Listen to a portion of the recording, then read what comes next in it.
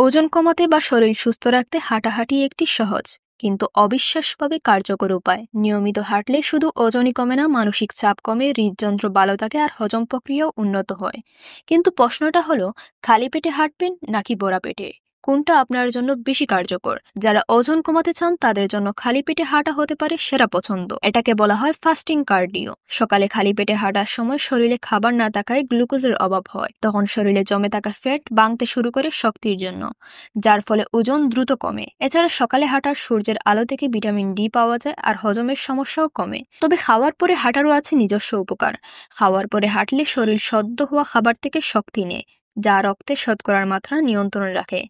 বিশেষ করে ডায়াবেটিস রোগীদের জন্য এটি খুবই উপকারী। শুধু 10-15 মিনিট হালকা হাঁটলেই হজম ভালো হয়, গ্যাস বা ব্লেটিং এর সমস্যাও কমে।